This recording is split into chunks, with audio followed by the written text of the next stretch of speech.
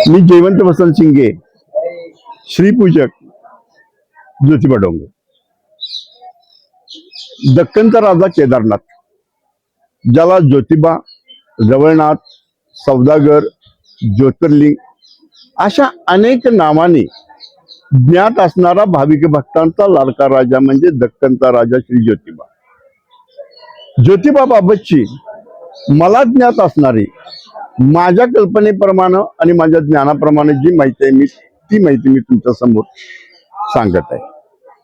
केदारनाथ हे मूळ कोण, कुठून आलेत, कुणाच्या विनंतीवरून आलेत, याबाबतचा सविस्तर वृत्तांत मी या ठिकाणी कथन करत आहे. असा अलौकिक असा अवतार म्हणजे केदारनाथ ज्योतिबा. तर नर्मदा नदीच्या दक्षिण तीरापासून कन्याकुमारी पर्यंतचा जो दक्षिण भूभाग आहे त्याला आपण दक्षिण भारत या नावानं संबोधतो. आणि या दक्षिण भारतामध्ये अनेक दैत्यांनी उत्पात माजवलेला होता. त्यामध्ये रत्नासूर, रक्तभोज, रक्तबीज, करवीर, कोल्हासूर, देवीलाक्य अशा अनेक दैत्यांनी या ठिकाणी फार मोठा उत्पात माजवल्यामुळं या ठिकाणच्या लोकांचं दैनंदिन व्यवहार, पूजा अर्चा याच बरोबर त्यांचं जे स्नान संध्या आहे याच्यावर सुद्धा प्रतिबंध या दैत्य वृत्तीच्या लोकांनी म्हणजे दैत्यांनी केलेलं होतं. आणि अनाचाराने पापाचं या ठिकाणी प्राबल्य माजलेलं होतं आणि त्यामुळं हे पापाचं प्राबल्य या भूमीला सुद्धा सहन होत नव्हतं. आणि भूमीनं गायीच्या रूपामध्ये रूप घेतलं आणि आई अंबाबाईकडे गेली आणि करवीर निवासिनी अंबाबाईला तिने साकडं गाठलं की आई अंबाबाई, तुझ्याच वरदानामुळं तूच या कोल्हापुराला या ठिकाणचे 100 वर्ष राज्यकारभाराला दिल्यामुळं या ठिकाणी दैत्यांच्याकडून फार मोठ्या प्रमाणामध्ये अनाचार चाललेला आहे. यातून मुक्तता मिळवण्यासाठी काहीतरी उपाय आई तूच केला पाहिजेस. आणि त्यावेळेला आई अंबाबाईनं धरणी मातेला सांगितलं की आपण दोघीही जाऊ याच्यावरती उपाय शोधण्यासाठी देवांचा राजा इंद्र यांना साकडं घालू. आणि ज्यावेळेला इंद्राकडे गेल्यानंतर इंद्र म्हणले याचा जो उपाय आहे तो माझ्यापेक्षा आपण श्री विष्णूंना त्याबाबत विचारणा करू, कारण या विश्वाचं पालकत्व हे त्या विष्णूंच्याकडे आहे. ज्यावेळेला ते गेले त्यावेळेला विष्णू आणि शिवजी शंकर हे हिमालयामध्ये दोघं वार्तालाप करत होते, चर्चा चाललेली होती. त्या ठिकाणी गेल्यानंतर त्यांना सांगितलं की तुमच्याच वरदानामुळं हे करवीर, कोल्हासूर, त्यानंतर रक्तबीज, रक्तभोज, देवीलाकी अशा राक्षसांचा उन्माद माजलेला आहे. यातून मुक्तता करण्याचा काहीतरी उपाय तुम्ही निर्माण केला पाहिजे. त्यावेळेला शिवशंकर आणि विष्णूंनी त्यांना सांगितलं की या भूमीवरती असा अलौकिक अवतार निर्माण होणार आहे आणि त्या अलौकिक अवतारासाठी पौगंड ऋषी विमलांबुजा यांनी शनी प्रदोषाचं जे व्रत आहे ते 100 वर्ष केलेलं होतं. आणि 100 वर्षाचं ते फल म्हणून आम्ही त्यांना वरदान दिलेलं आहे की तुमच्या आश्रमामध्ये अशा अद्वितीय अवताराची संकल्पना प्रकट होईल. आणि त्यामध्ये ब्रह्मा असेल, विष्णू असेल, त्यानंतर शिवजी असेल, त्यानंतर जमदग्नीचा क्रोधांश असेल आणि कोटी सूर्याचं तेज असेल. आणि अशा पद्धतीची ज्योती स्वरूपामध्ये बटू भैरवाच्या रूपामध्ये जी मूर्ती निर्माण होईल. आणि त्या पद्धतीनं आता जे बद्रीनाथ आहे हिमालयामधलं त्या ठिकाणी ब्रह्मा, विष्णू, महेश, चौथा जमदग्नीचा क्रोध आणि कोटी सूर्याचं तेज याच्यापासून निर्मित अशी ज्योती त्या ठिकाणी प्रकट झाली. त्या ज्योतीतून प्रकट झालेले जे नाथ आहेत, केदारनाथ आहेत, या ज्योतीतून प्रकट झाले म्हणून ज्योती. आणि ज्योती या शब्दाला कानडी बा प्रत्यय लागल्यामुळं त्यांचं नामकरण गर्ग ऋषींनी ज्योतिबा असं केलं.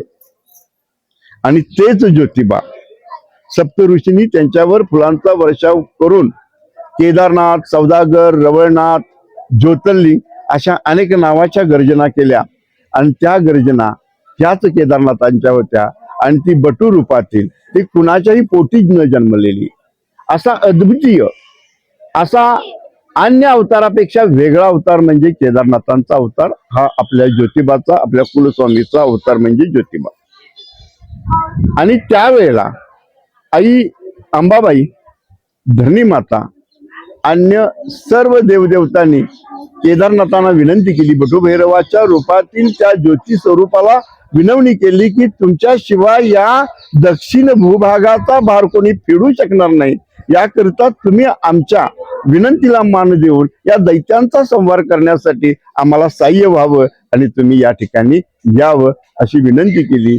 आणि त्यानंतर तथास्तु म्हणून केदारनाथांनी त्यांना वचन दिलं, मी तुमच्या सोबत येईल आणि या ठिकाणच्या दैत्यांचा संहार कर. म्हणून स्वामी रामदासांनी सुद्धा त्यांनी त्यावेळेला ही आरती गायली. त्यांच्या मुखातून असे शब्द पडले की भागीरथी मूर्ती शीतल हिमाचल वाची, न लगत पलखल दुर्जन संवारी त्यासी, तो हा हिम केदार करवीरा पासी. कारण जो दैत्याचा संहार करण्यासाठी क्षणाचा नव्हे, क्षणापेक्षाही कमी अवधी असणारा फल, या फलाचं स्वरूप म्हणजे हे केदारनाथ आहे.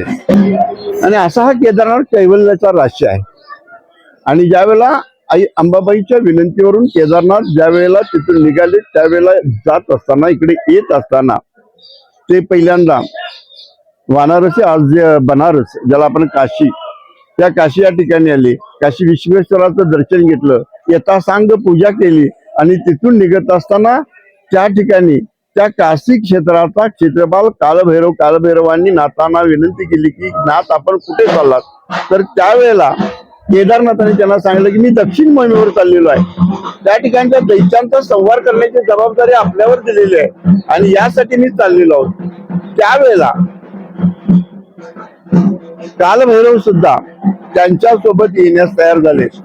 कालभैरव आणि त्यांची भैरवी सेना केदारनाथाच्या सोबत या ठिकाणी यायला निघाली. त्यावेळेला काशी शेजारी असणारा नीलपर्वत, या नीलपर्वताच्या पायथ्याशी आई चरपटांबा एका वृद्धेच्या रूपामध्ये बसलेली होती. त्यावेळेला त्या वृद्धेला भैरव सैन्यातील काही लोकांनी अटकल्यानंतर केदारनाथांनी त्यांना सांगितलं की ही जी आहे ही या विश्वाची निर्मिती करणारी आहे. चरपटांबा, ही चरपटांबा आजची जी चर्मनवती नदी म्हणून जिला आपण ओळखतो, चर्मनवती नदीच्या दक्षिणी तीरावरती या देवीचं मंदिर आहे. आणि त्या ठिकाणच्या प्रदेशामध्ये चर्वासूर नावाचा राक्षस त्या ठिकाणच्या लोकांना फार मोठ्या प्रमाणामध्ये त्रास देत होता. आणि या चर्वासुराचा वध या चरपट अंबेनं केला. आणि चरपट अंबेनं तिचा संहार केल्यामुळं आईला नाव सुद्धा पडलं चरपटांबा. आणि आजची जी चर्मनवती नदी आहे, त्या चर्मनवती नदीला आज चंबल या नावानं आपण ओळखतो. कालभैरव, चोपडाई, त्याची भैरवी सेना, याचबरोबर अनेक देव दैवत आणि कात्यायनी, सर्व प्रकारची देवदेवता आपल्या केदारनाथांच्या बरोबर या दक्षिण मोहिमेवर निघाल्या. आणि त्यानंतर या ठिकाणी येऊन आई अंबाबाईच्या विनंतीवरून या ठिकाणच्या दैत्यांचा त्यांनी संहार केला. आणि त्यामध्ये येत असताना औंध निवासिनी यमाई, या यमाई, हे माई अशी जिला हाक मारली, ती खऱ्या अर्थानं कोण आहे तर जमदाग्नी ऋषींची पत्नी. त्या जमदाग्नी ऋषीच्या पत्नीला ज्या वेळेला त्रेतायुगामध्ये त्यांचं वध झाल्यानंतर ज्या वेळेला परत शक्तीची आवश्यकता निर्माण झाली आणि शक्तीशिवाय हे जग अशक्य आहे, त्यावेळेला कलियुग आणि द्वापार युगाच्या संधी कालामध्ये केदारनाथ ज्या वेळेला प्रकट होतील, त्यावेळेला केदारनाथ औंधासुराचा वध करण्यासाठी या रेणुका मातेला ए माई म्हणून हाक मारतील. त्यावेळेला ती प्रकट होईल आणि औंधासुराचा वध करेल. याचबरोबर जे आपण काळूबाई म्हणून ओळखतो, त्यांनी सुद्धा या केदारनाथांच्या युद्ध मोहिमेमध्ये फार मोठं योगदान दिलेलं होतं. त्याचबरोबर मल्हारी मार्तंड जेजुरीचा राजा त्यांनी मणिमल्ल आणि मलिभद्र यांचा वध करण्याकामी त्यांच्यावर केदारनाथांनी जबाबदारी सोपवलेली होती. आणि असे करत करत दक्षिण भूभागावरच्या अनेक दैत्यांचा संहार करण्याकामी अनेक देवतांचं साह्य घेऊन केदारनाथ ज्या वेळेला करवीर क्षेत्री आले, करवीर क्षेत्री आल्यानंतर करवीर क्षेत्रामध्ये त्यांनी पहिल्यांदा करवीर कोल्हासूर, त्यानंतर रत्नासूर, रक्तबीज, रक्तभोज, देवीलाक्य, त्यानंतर अनेक अशा राक्षसांचा वध केला. आणि वध केल्यानंतर या ठिकाणावरून आई महालक्ष्मीला परत त्या ठिकाणची करवीर निवासिनी म्हणून सम्राज्ञी त्या ठिकाणी केल्याने त्यांनी सांगितलं की माझं आता काम झालेलं आहे, मी परत कुठे जातो, हिमालयामध्ये जातो. आणि त्यावेळेला आई महालक्ष्मी माघी पौर्णिमा झाल्यानंतर जे 4 रविवारी होतात, त्या 4 रविवारी पायामध्ये चप्पल न घालता केदारनाथापर्यंत आली. पायात चप्पल न घालता, खेटर न घालता या ठिकाणी अनवाणी चपलाविना या ठिकाणी येऊन केदारनाथांना त्यांनी विनंती केली की नाथ, तुम्ही इथून गेला तर दक्षिण भूभाग ओसाड पडेल, त्यांच्यावर कुणाचीही लक्ष राहणार नाही. अनेक हे परत दानव आणि दैत्य निर्माण होतील आणि ते परत उन्माद माजवायला चालू करतील. तर दक्षिण भूमीला अनाथ करून तुम्ही इथून जाऊ नये म्हणून आई महालक्ष्मीनं, जिला अंबाबाईनं या ठिकाणी 4 रविवारी येऊन केदारनाथांना विनंती केली आणि या ठिकाणी राहा आणि तुझं तोंड माझ्याकडे असू दे, तुझी नजर माझ्यावर असू दे. या भूमीवरती दक्षिणेकडून येणाऱ्या तमगुणात्मक लहरीची अडवणूक थोपवण्याचं काम तुझ्याकडे आहे आता, आणि तू इथं थांबावंस, तू परत केदारनाथाला जाऊ नयेस अशी विनवणी केली. आणि म्हणून तेव्हापासून या ठिकाणी खेटे घालण्याची प्रथा आहे. खऱ्या अर्थाने 4च खेटे असतात. ते 4 खेटे म्हणजे 4 मुक्तीचं प्रतीक आहे या ठिकाणी. आणि अशा पद्धतीने या ठिकाणी काय केले जातात, खेटे घातले जातात. आईच्या विनंतीवरून केदारनाथ या ठिकाणी थांबले. खऱ्या अर्थानं आपण जर बघितलं तर प्राचीन भारताचा जर ज्या वेळेला आपण जे पौराण, त्याचबरोबर अन्य जे आपले पौराणिक संदर्भ आहेत त्यामध्ये आपण पाहिलं की दक्षिण भारतामध्ये 6 महिने त्या ठिकाणचं मंदिर उघडं असतं आणि 6 महिने बंद असतं. आणि खऱ्या अर्थानं या ठिकाणच्या ज्या 5 पौर्णिमा केल्या जातात कार्तिक पौर्णिमेपासून, त्याच्या अगोदर त्या ठिकाणचं कपाट बंद होतं आणि इकडे ते चालू होतं. म्हणून हा दक्षिण केदार आणि तो उत्तरेचा केदार, अशा पद्धतीचा हा केदारनाथ आपणासारख्या अनेक बहुजनांचं कुलदैवत आहे, कुलाचं दैवत आहे. आणि ह्या कुलाच्या दैवताचं फार मोठं काही करता नाही आलं तर या ठिकाणी त्याचं दर्शन घेतलं, त्याचा पुरणपोळीचा नैवेद्य नुसतं दाखवायचं आहे, त्याचं प्राशन आपणच करायचं आहे, हे केलं तर आपल्या घरामध्ये कोणत्याही पद्धतीचं दुःख, दारिद्र्य आणि त्रासापासून आपल्याला मुक्तता मिळेल. आणि तो नाथ तुमच्या पाठीशी सदैव उभा राहील याची ग्वाही मी श्रीपूजक या नात्यानं मी तुम्हाला देतो. धन्यवाद. तर मित्रांनो, या ज्योतिबा मंदिराबद्दल अतिशय सुंदर पद्धतीनं या ठिकाणी सरांनी माहिती आपल्याला दिलेली आहे.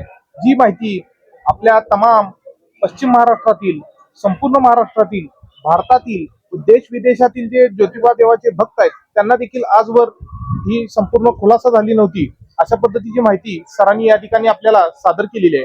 तर मित्रांनो, आपण देखील एकदा प्रत्यक्ष या ठिकाणी ज्योतिबा डोंगराला भेट देऊन श्री ज्योतिबा महाराजांच्या तेजस्वी रूपाचं दर्शन करावं. आणि हा व्हिडिओ आपणास आवडला असेल तर कमेंट करून नक्की सांगा. आणि पुन्हा भेटू पुढील व्हिडिओ सोबत. तोपर्यंत आमच्या चॅनेलला सबस्क्राईब करायला विसरू नका. धन्यवाद. ज्योतिबाच्या नावानं चांग भलं.